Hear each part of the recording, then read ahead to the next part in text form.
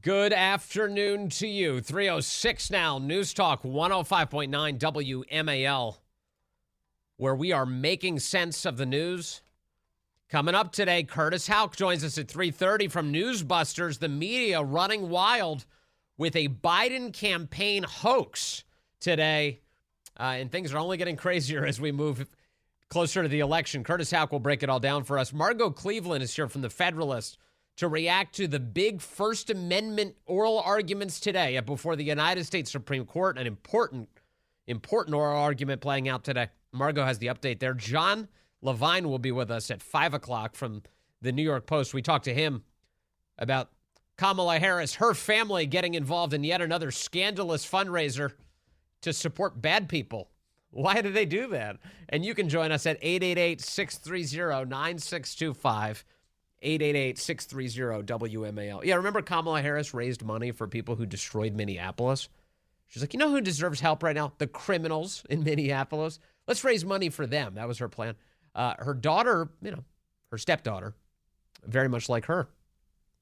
She's raising money to help support a group that is allegedly tied to the Hamas terrorist attack on October 7th. So it runs in the Step family, apparently. So we'll cover that with John coming up at 5 o'clock. You can always join us at 888-630-9625, 888-630-WMAL. Bloodbath.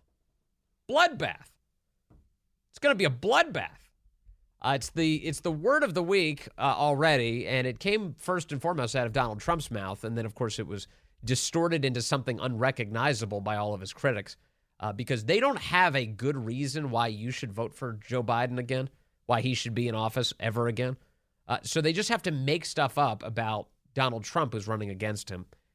The Biden-Harris Twitter account, the X account of the Biden campaign, tweeted a 9-second video this weekend. It served as the basis for 1 million cable news segments and all of the Sunday shows and all of the lefty broadcast news networks completely lying about the words that came out of Donald Trump's mouth. Here is how the Biden campaign described Trump's remarks this weekend at a rally. Biden campaign, here we go. Trump, if I don't get elected, it's going to be a bloodbath. It's going to be a bloodbath for the country. That's how the Biden campaign described it. And then they included this very tiny audio cut, 9 seconds. Now, if I don't get elected, it's going to be a bloodbath for the whole. That's going to be the least of it. It's going to be a bloodbath for the country. That'll be the least of it. So that's all they send out. So if you knew nothing else about that story, heck, if you didn't even know who Donald Trump was, you said some politician said, if I don't get elected, it's going to be a bloodbath. What conclusion would you draw from that? Wow, that sounds terrible. It's going to be a bloodbath. Like, there's going to be armed conflict. There's going to be a war. People are going to be dying in the streets if I don't get elected. By the way, there already are people dying in the streets because Biden's in office. Let me just remind people, we are experiencing a bloodbath right now. Over 100,000 Americans die a year due to fentanyl. We have countless people dying on our border crossing into our country right now. We have American citizens being killed at the hands of some of those illegal aliens. Laken Riley, of course, comes to mind. So, yeah, I've had quite enough of the bloodbath. I'd like for the bloodbath to stop, actually. But in case you're wondering what Donald Trump was actually saying, in Ohio, where he's talking about the auto industry, take a listen. We've provided the full context for you. Mexico has taken over a period of 30 years, 34% of the automobile manufacturing business in our country. Think of it. Went to Mexico. China now is building a couple of massive plants where they're going to build the cars in Mexico and they think that they're going to sell those cars into the United States with no tax at the border. Let me tell you something to China. If you're listening, President Xi, and you and I are friends, but he understands the way I deal, those big monster car manufacturing plants that you're building in Mexico right now, and you think you're going to get that, you're going to not hire Americans, and you're going to sell the cars to us now, we're going to put a 100% tariff on every single car that comes across the line, and you're not going to be able to sell those cars. If I get elected, now, if I don't get elected, it's going to be a bloodbath for the whole. That's going to be the least of it. It's going to be a bloodbath for the country. That'll be the least of it. But they're not going to sell those cars. They're building massive factories. Now, does that context in any way change your impression? No, probably not. By now, you probably know what the context is. But in case you haven't heard all of that, it should change your impression. You should definitely not believe what the Biden campaign is telling you here. It's a lie. It's a total scam. It is a total scam, and it's consistent with all the other scams they've advanced. You know, when I heard that, I instantly thought of the Charlottesville hoax.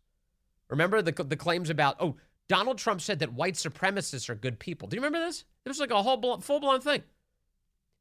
Donald Trump never said that. In fact, Donald Trump condemned white supremacists, neo-Nazis. He condemned them. He said they should be totally condemned. And the media never in any way treated Donald Trump's condemnation seriously. They pretended it never happened, and they advanced a hoax that he actually complimented them. That's the hoax. It was the Charlottesville hoax. And I said, this is the same thing. This is the same thing. They just run with the lie. And you know, it's funny. I wasn't the only one who thought of this. Apparently, the Biden campaign also thought of Charlottesville, but they once again want to lie to you. Here's what the Biden campaign is doing today. They have created a new advertisement that they're running now on social media where they actually merge all of their hoaxes together and still insist that they're true, that these conspiracy theories that they've invented are true. Now, if I don't get elected, it's going to be a bloodbath. It's going to be a bloodbath for the country. Jews will not replace us. But you also had people that were very fine people on both sides. Are you willing to condemn white supremacists and militia groups? Proud boys, stand back and stand by. Please rise for the horribly and unfairly treated January 6th hostages. There'll be a lot of pardons and commutations of January 6th defendants. Yes, absolutely. Tell your supporters now, no matter what, no violence. And it's going to be a bloodbath. How fundamentally dishonest is that? Now, like, we have a major presidential candidate, a campaign, who have committed themselves to lying about everything. Everything. They will lie to you about events that you can see with your own eyes, and they will do it brazenly. This is why, you know, we talk about it so much, but the left, everything with them is a textbook case of projection. They're always projecting all of these sins onto the other guy, right? Oh, Trump is lying to you. No, Trump is telling the truth. Trump used the same expression that every political commentator has used forever. Oh, it was a bloodbath in that election. It was a bloodbath. Bloodbath is an analogy for some event. It was a rout. And here Trump says it's going to be a bloodbath for the auto industry. He's not wrong about the numbers. You're talking millions of people. Millions of people. By some estimates, the auto industry has in its employ something like 2% of the entire country. That's a lot of people in a nation of over 300 million. That's a ton of people whose lives would be upended by their industry being destroyed. So when Trump speaks out on behalf of the auto workers, that is a good thing. That's what you want presidents to do. China is setting up operations in Mexico to try and get Chinese auto imports into our country. Their exports, our imports into our country. These crappy little EVs that they're selling for $10,000 a pop, want to put them right in the middle of the United States and then gut the American auto manufacturers. And obviously would lead to the collapse of all of those jobs. What does that do to a country? Well, if you're a serious presidential candidate, you care about that. If you're not a serious presidential candidate, you're Joe Biden. You advance the cause of EV. You destroy those jobs in Michigan. This is why voters in Michigan, by the way, are against Biden. Yes, you have anti-Israel ghouls who are against Biden. But then you've got, importantly, the auto industry. You've got auto workers who are like, I can't do this. He's destroying my livelihood. And by the way, on that Charlottesville thing, just to remind you, what did Trump actually say? You're changing history. You're changing culture. It was about tearing a statue down. And you had people, and I'm not talking about the neo-Nazis and the white nationalists, because they should be condemned totally. But you had many people in that group other than neo-Nazis and white nationalists, okay? And the press has treated them absolutely unfairly. Okay. And so that audio, just like, what January 6th, peacefully and patriotically make your voices heard. We can do this a million times because we have done it a million times. And every so often somebody sees this and they're like, wait a second, I had no idea that context exists. I didn't know he said that. In fact, remember this left-winger? This guy's named Michael Rappaport. You remember a couple weeks ago I played this audio for you. He has spent years making it his religion to hate Donald Trump. And then he says on a podcast called the PBD podcast, he was like, I didn't realize that he said all that about Charlottesville. Well, you've also acknowledged that, that one thing about the Charlottesville that I ranted about. Yes. And I was wrong. About the both sides thing. Yeah. Yeah, and I respect so irresponsible. And I respect. Wait, let me hear him out. Hang on. Yeah. Go a little bit more. What do you mean by that? You were wrong on that. No, because he said the both sides, there's good people on both sides. And when you see the full quote, that wasn't what he said. That wasn't what he said. I was misled. This guy is like one of the craziest people on the internet. He's a celebrity going nuts about Trump. His entire life was defined by Trump. It was really sad. And then somehow he broke free. Thank goodness for him. He was like, I saw that. I actually did 5 seconds of research, and I found out that's not actually even what he said. I was misled. Yeah. So the media instantly took all of this weekend from the Biden campaign, and they ran with it. They are as dishonest as you thought they were, and they're expressing it, and they're not looking back. I'm telling you, I'm seeing headlines this weekend. Rolling Stone, NBC, Politico, all misleading their readers. Right away. NBC News. Trump says there will be a bloodbath if he loses the election. Does that headline help you arrive at an understanding of what Trump said, or does it mislead you? What's the answer to that? Misleads you. That's not journalism. That's just lying. It's deception. Politico headline. Trump says country faces bloodbath if Biden wins in November. Rolling Stone. Trump says there will be a bloodbath and elections will end if he isn't reelected. In fact, I'm looking in the screen grab that was gathered here by a guy called Dr. Nicarama. He's a contributor at Red State. He took a picture of these headlines all across Google over the weekend. The only headline in the entire screenshot that got it right, was amazing to me, was the Daily Beast, which is a left-wing outlet. Their headline was, Trump declares it will be a bloodbath for auto industry if he's not elected. Well, yeah, that's exactly what he said. That's precisely what he said. It'll be a bloodbath, in quotes, bloodbath. A phrase that 1 million people have used to describe 1 million different things. In fact, Tom Elliott over at Grabian did us the service of pulling together all of these various media figures through the years using the expression bloodbath to describe all sorts of political events. Take a listen. But as Politico.com reports tonight on the, quote, bloodbath at the RNC, Headlines calling it a, quote, bloodbath. Be a bloodbath. Not only is it going to be a bloodbath, but after they leave New Hampshire, it's a bloodbath on her home turf. That's really tough. Trump has left a lot of corpses in his wake. I mean, we can count the bodies. As part of the, quote, MAGA drive to take over Maricopa County.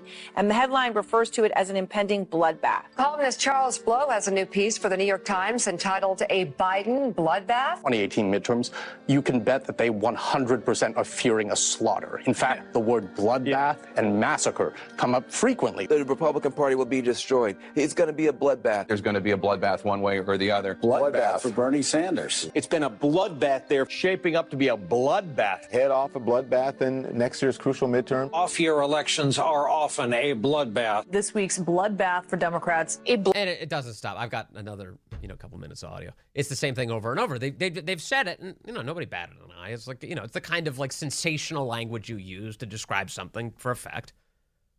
And there you go. But so a lot of these guys, they took it and ran with it this weekend because Biden told them to. And among them was Morning Joe Scarborough, who tweeted over the weekend with the video that the Biden campaign put out, Donald Trump's America, and he's proud of it. Promised another bloodbath if he loses again. First of all, what bloodbath was Trump responsible for originally if you say he promised another one? Point me in the direction of the bloodbath he was responsible for, please. I'd love to know what the hell you're even talking about. Now, obviously, reading between the lines here, what he's trying to say is January 6th, which I should remind you, the only people killed on January 6th were Trump supporters. So what is he talking about? But this morning, after deleting his tweet, because Elon Musk, to his great credit, Elon Musk is finger-wagging at these idiots going, you're lying. You're lying about what actually happened. Stop lying. And so Joe apparently embarrassed enough to delete the tweet, but then he changed his mind again, schizophrenically. He went on this morning and was like, this is a bloodbath. If I don't get elected, it's going to be a bloodbath. Okay, maybe you can connect that to the auto industry. Maybe you can. Okay. But again, I've never really heard people discuss macroeconomics in terms of bloodbaths. You just heard, by the way, I played a million versions of that where they're using it in basic political analysis, basic economic analysis. Obviously, he's talking about a bloodbath for America. It's laid out in the terms of it. And these idiots on Twitter, these idiots on cable news, these idiots on Sunday shows going, well, presidents, he was talking only about the auto industry, and this is one more. It's just bull. Let me say that at 6:15 a.m. It's just bull. He knew what he was doing. We're not stupid. Yes. Americans aren't stupid. He was talking about a bloodbath. Sometimes a bloodbath means a bloodbath. They so badly want to will this into existence. They desire, their deepest, darkest, and obviously out in the light desire, in a sense, because they keep saying it, is they want Trump to be a fascist. They want Trump to be an authoritarian lunatic. They want him to be a tyrant. They want him to be a killer. They desire this because they realize Joe Biden cannot be reelected on his own. The only way that's achieved is by demonizing Trump, and they desire it so sincerely. Please be evil. Please offer us a rationale for why Biden deserves another term. That's what they want. And so they're trying to will it into existence. And the problem is we've got the audio, and they're lying to you. It's 5:23. Let me get Donna in here from Frederick. Donna, go ahead. You're on the Vince Coglianese Show. Hi, Vince. I think people are sick of the so-called legacy mockingbird media with their endless lies, their hoaxes, their wars. Yes. And it's great that conservatives are calling them out. And I often think of Chris Plant with this because, remember, he always spoke about how they take something you say and turn it into something you didn't say. And that's exactly their game. Oh, and they attack you for the thing you didn't say. Yeah, that's the end of that. Correct. Yes, exactly right. And we're awake.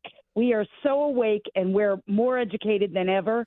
And we can't unsee and unhear everything they've done to us. And they wonder where the hell their trust went. They wonder where the hell the trust went. Like, why doesn't anybody trust us anymore? Because of this crap. I instinctively know they're lying. The second you see it, you said, there's more to this story, I guarantee you, and I guarantee you he didn't actually say that. And so you go, you look, it turns out they were lying to you. It happens over and over. It's he said neo-Nazis were good people. No, he didn't. He actually condemned them. Oh, he said that immigrants are animals. No, he didn't. He said MS-13, who slaughter Americans, are animals. That's what he said. And then, of course, it's going to be a bloodbath in the auto industry. He said he was going to incite violence. He never said that. You're lying. You're lying, and you're disgusting. Curtis Houck joins us next. He assesses all of this.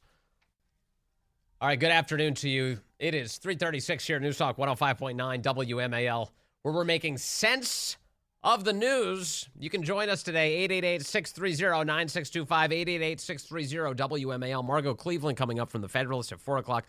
John Levine from the New York Post at 5. And, boy, it has been quite a day. Also on Morning Joe this morning, a guy, presidential historian, I guess if you can call him that now, Michael Beschloss, he compared Trump to Hitler today, obviously. Compared Trump to Hitler today because Trump said that it'll be a bloodbath for the auto industry if Biden wins again. That's how fascism and totalitarianism, and in Germany's case, the Holocaust came to Germany, which had been a country where there were big institutions of democracy until, as you well know, the early 1930s. In a way, Donald Trump has done us all a favor, because if you and I had been talking, Mika, let's say 20 years ago, and we had been talking about what would have seemed like a very abstract and distant subject of how fascism and dictatorship might come to America, you probably would have been more wiser. I would have said you would have had some smiling person pretending to be a normal candidate like all the candidates for president who had gone before all the way back to 1789. Except this guy is brazen. He's a total dictator. He said bloodbath. It's so crazy. Sonny Hostin over at The View also comparing Trump to, what else? Hitler. It scared me, honestly. I didn't think ever in my lifetime I would see that. It's unbelievable. I've been watching this show called The New Look, and it goes over what designers were doing in Paris during World War II, during the Nazi occupation. And one character says to another, you know, we took all the things that the Jews had. We took their homes, we took their jewelry, we took all of those things, and now the next step is to dehumanize them. Trump's literally talking about protecting American workers. To make sure that they to show people that they have no soul, that they are not human. And he is using that kind of World War II rhetoric that led to the deaths of the murders of 6 million people. And now he is otherizing brown people. He is otherizing black people. He is saying things like this: I don't think you're going to have another election if I don't win, or certainly not an election that's meaningful. Okay, so that she's upset about Trump saying that the left really does not like our democratic system. Sonny should check in with the other end of the desk, because Whoopi Goldberg, like 2 weeks ago, said this. Because if he ever gets in again, we'll never have any more elections. There will be no more. He will stop it. And he's very clear about that. He wants to be dictator for life. These people are psychos. Curtis Houck covers them for a living. He's a managing editor over at NewsBusters, and he joins us now. Curtis, good to have you with us, sir. Oh, it's a pleasure, Vince. Good to be with you. So the Biden campaign says that Trump is trying to incite violence. The media instantly takes the talking point and runs around with it and goes crazy with it. Surprised? No, absolutely not. I mean, I wrote at NewsBusters today that this is like, you know, President Trump's the guy with the flashlight and the media are the cat, you know, or he's chasing him around the room. I mean, it is a hoax. That's what people are saying, and it is correct. You know, ABC News, you had George Stephanopoulos out there saying what Donald Trump said this weekend was incendiary, and then John Carl said it was dark and menacing, even by Trump standards. NBC News, you had Valerie Jarrett's kid, Laura, saying that it's sparking controversy. You know, what's funny is these people are upset like that Donald Trump is using a thesaurus by using the word bloodbath. This is what they would do on a daily basis. And I just have to address Michael Beschloss, by the way. Yeah. Him talking about free and fair election, the free and fair elections thing is funny because he said in July 2022 that that was going to be possibly the last free and fair election. And he predicted after January 6th that Trump was so unhinged he was going to use nukes. And just one more from November 2022, right before the midterms, he said our children could be, quote, arrested and killed if Republicans win, conceivably killed, he said. So for him to talk about, you know, hyperbolic language and warning about that, I mean, that's just so good. That's an amazing sound. How did we get to the point where so many mentally ill people are on television, though? I mean, and it seems like they're pretty well paid to be mentally ill on television. Right, and see, the thing is too, like I've been covering this for almost a decade and gotten to know some of these liberal journalists, and they're very nice people, some of them. But you know, the moment the light goes on, they become completely different people, but the public doesn't know that. You know, so that it's a performance art. Yeah, there's true believers, like I would bet Rachel Maddow, Nicole Wallace, Joy Reid, people like that.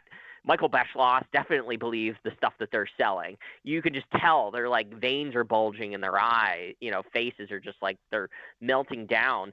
But, you know, and the other thing that you pointed out, the reason that this hoax thing, folks should just kind of brush this off, it's distracting from the policy point that Donald Trump brought up. Yeah.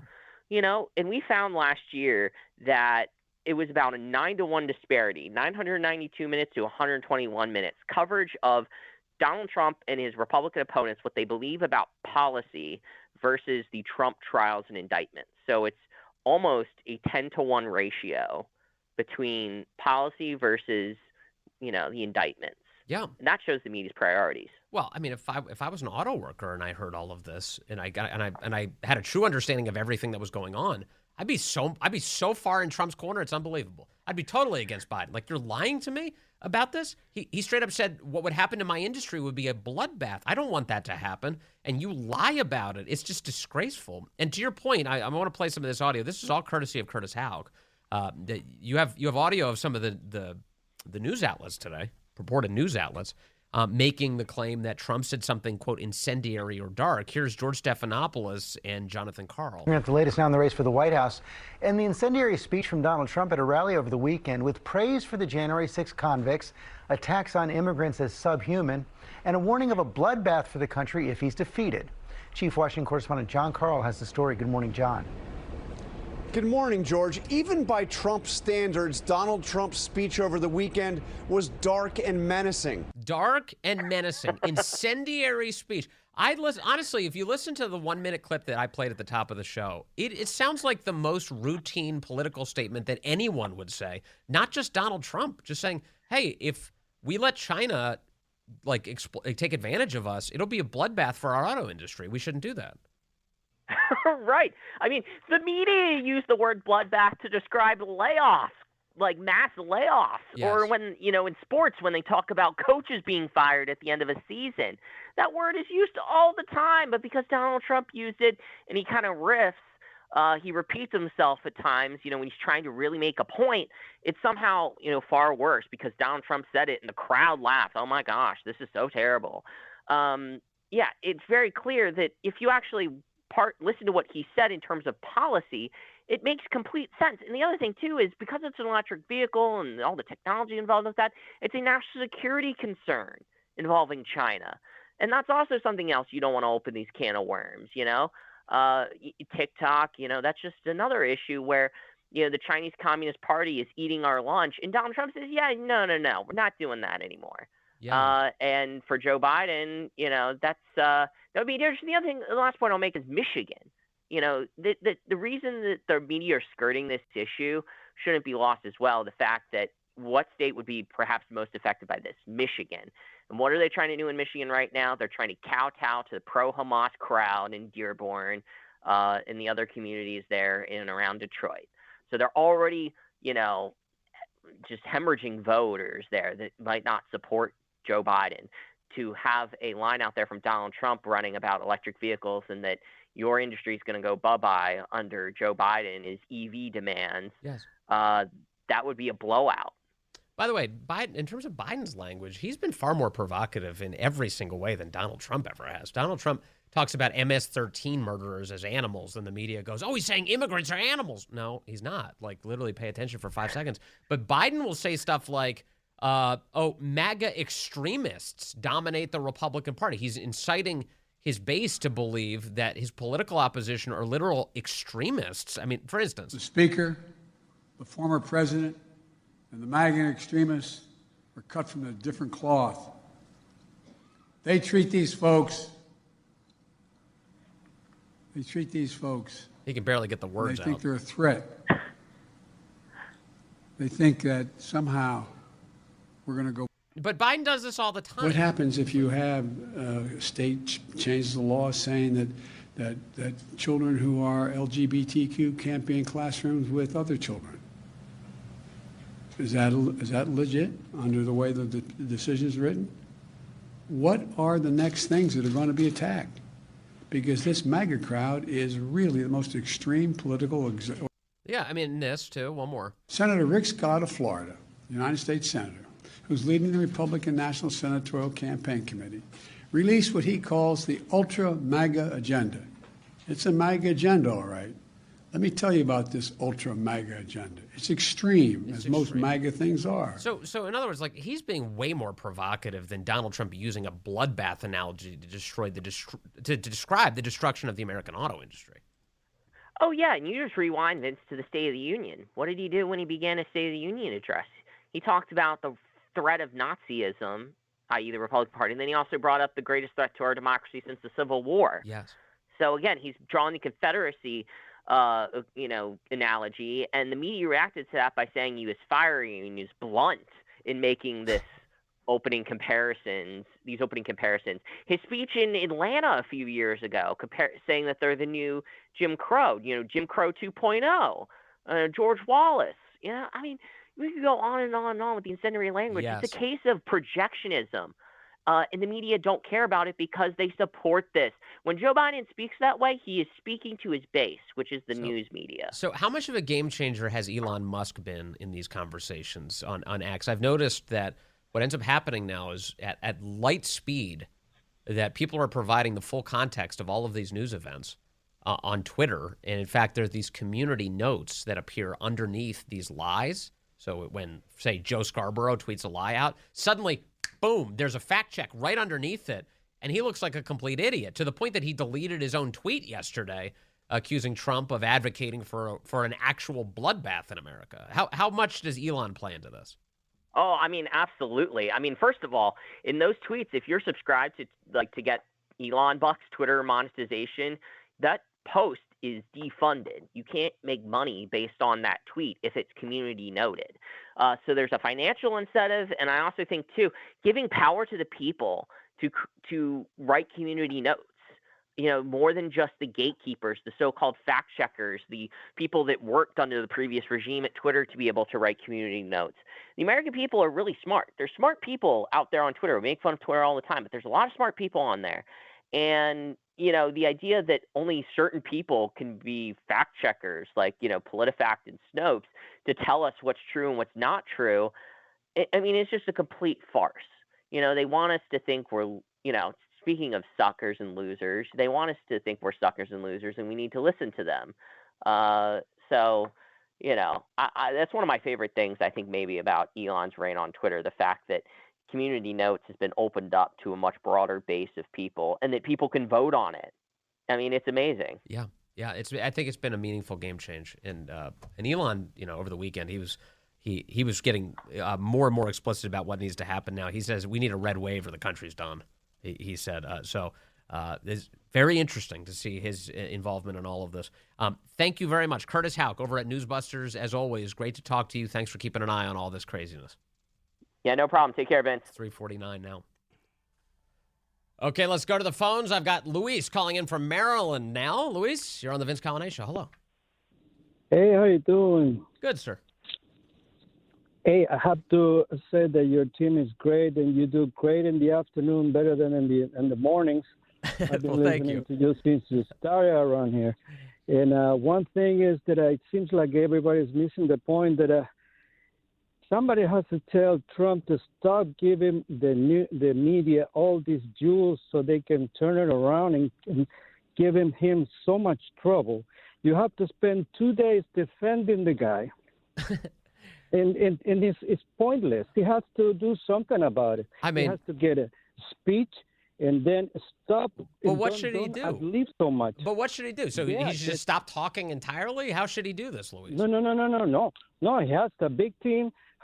Somebody has to tell him to stop saying things like that. So when Trump says, when Trump stands on a stage, for instance, Luis, and says, it's important, American voters, you got to fight for your country. We believe in this country. If he says something like that, you know what the media would do with that, right?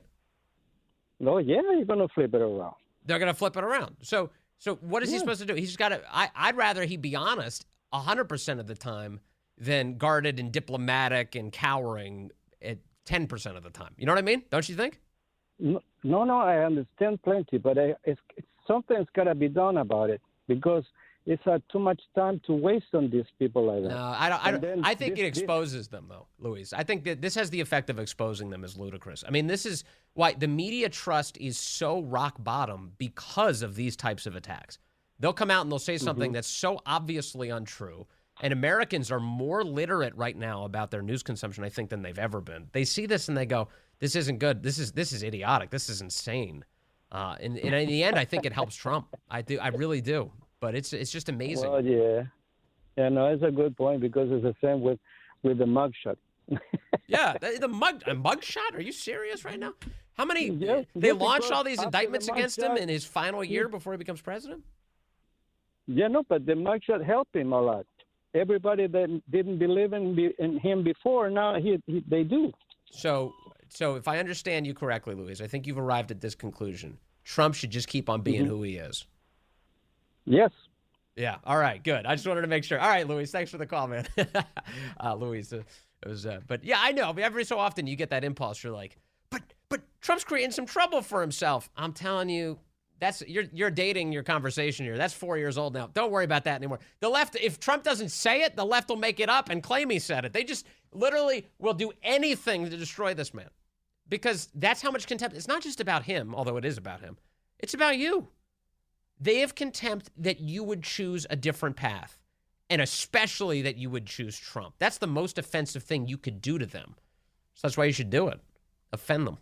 Margot Cleveland comes up next. We talk to her about what's going on in the United States Supreme Court today. A big First Amendment case, and at least one justice who thinks the First Amendment is about protecting the government. Uh-oh.